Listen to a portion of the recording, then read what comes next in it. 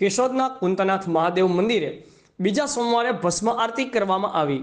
ભાવિકોના મુખે જય ભોલેનાથના નારાઓથી વાતાવરણ ભોલેમય બની ગયું હતું। કેશોદના જૂના ગામતળ વિસ્તારમાં આવેલ કુંતનાથ મહાદેવ મંદિર ખાતે પવિત્ર શ્રાવણ માસના દરરોજ બહોળી સંખ્યામાં ભાવિ ભક્તો પૂજા અર્ચના કરવા આવે છે અને દરરોજ સાંજે જુદા જુદા શૃંગાર કરવામાં આવે છે। પવિત્ર શ્રાવણ માસના બીજા સોમવારે ઉજ્જૈન મહાકાલેશ્વર મહાદેવની હુબહુ શૃંગાર કરી ભસ્મ આરતી કરવામાં આવી હતી। લોકમુખે અને સાહિત્યમાં ઉલ્લેખનીય છે કે માહિતી મુજબ કેશોદ શહેરમાં દ્વાપર યુગમાં અજ્ઞાતવાસમાં દરમિયાન પાંડવો આવ્યા હતા અને હાલ ડીપી રોડ પર ભીમકુંડ ખાતે સ્નાન કર્યું હતું।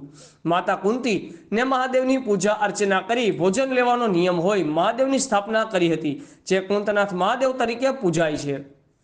માતા કુંતીએ વાળ ધોયા પછી પાણીનું ટીપું ધરતી પર પાડતા કેશોદ નામ પડ્યું હતું। સમય જતાં અશ્વભ્રસ્ત થઈ કેશોદ તરીકે ઓળખાય છે।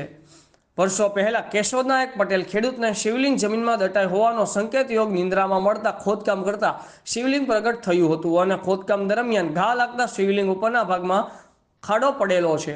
કેશોદના કુંતનાથ મહાદેવ મંદિરમાં પાંડવો દ્વારા સ્થાપિત શિવલિંગ આપોઆપ વર્ષે ચોખા ભાર વધે છે અને શિયાળો ઉનાળો અને ચોમાસામાં રંગ બદલાઈ જાય છે। કેશોદ શહેર અને આસપાસના ભાવિકો ભક્તો માટે આસ્થાનું કેન્દ્ર છે। પવિત્ર શ્રાવણ માસમાં મહાદેવને શૃંગાર કરી આરતી કરવામાં આવે છે તો દર્શનાર્થીઓ માટે આધ્યાત્મિક રીતે ખૂબ જ પુણ્યશાળી અને મનની વ્યાકુળતા દૂર કરનાર માનવામાં આવે છે। કેશોદના કુંતનાથ મહાદેવ મંદિર ખાતે ગંગા મૈયાની પ્રતિકૃતિ વેશભૂષામાં તૈયાર કરવામાં આવી હતી અને એમની પૂજા અર્ચના પણ કરવામાં આવી હતી। કેશોદના ધારાસભ્ય દેવાભાઈ માલમ સહિત સ્થાનિક આગેવાનો પદાધિકારીઓ સહિત ભાવિ ભક્તો બહોળી સંખ્યામાં ભસ્મ આરતીમાં જોડાઈને મનોવાંછિત ફળ મેળવવા પ્રાર્થના કરી હતી।